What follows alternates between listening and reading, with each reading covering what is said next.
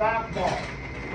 And we're gonna try making a Manhattan on the rocks this side. So just have a rocks glass on your bar mat, but don't add ice to it just yet.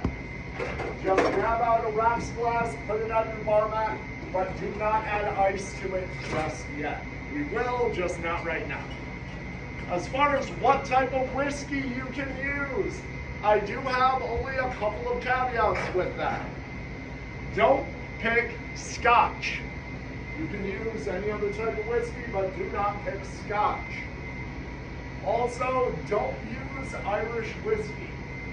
I truly do not even know why this is the case, but Irish whiskey does not play well with vermouth at all. Whereas regular whiskey and vermouth pair along really nicely together. Irish whiskey and vermouth, those flavors will fight each other. You won't really have a good amount of coalescence in them, and that's why Irish whiskey is not used to make Manhattans.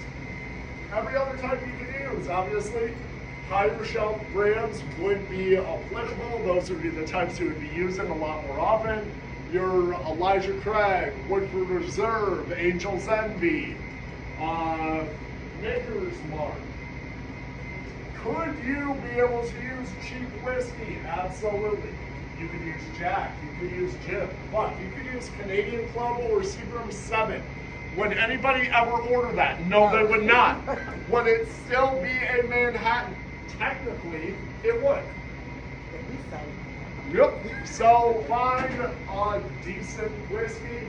And my suggestion, when you're making your martinis, pick the same bottle of vodka or gin every time.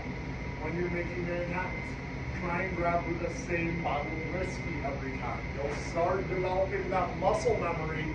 When you hear that beverage, your hand's already in motion for the bottle that you know you need. You won't find yourself in that drive-through situation during your test. Hey, I need a vodka martini. Fuck, there's like 8 types of vodka here. And you spend 15 seconds trying to decide which one. None of them have vodka in them. It's all water. Just grab a bottle and keep rolling. But get yourself comfortable with grabbing for a bottle and make that one the one you're always using. Let's go ahead and set up a Manhattan together. We're not free-pouring these, so we need 2 ounces of our whiskey in our Boston shaker. And we're going to want ½ an ounce of sweet vermouth. This time around, we're looking to use a ½ ounce of our red.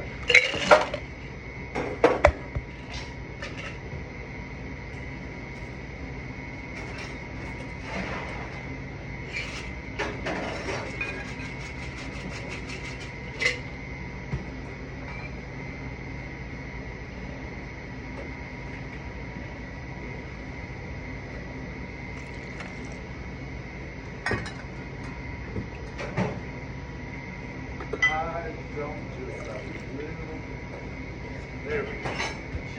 All right.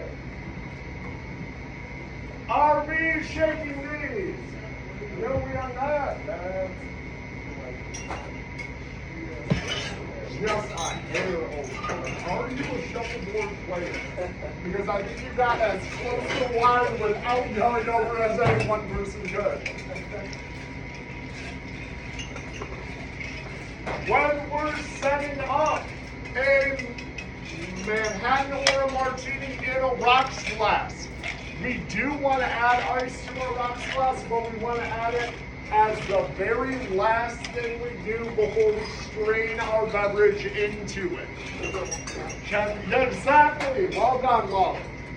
We're trying to avoid dilution. Sometimes the drink that you start is not always the drink you can finish right away.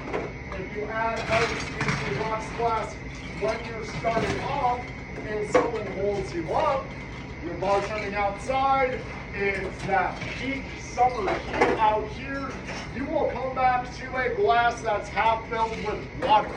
You will want to cut down the amount of ice about halfway by now. There we go. Perfect. Perfect amount. this string when we got into a rocks glass that's got some ice in it.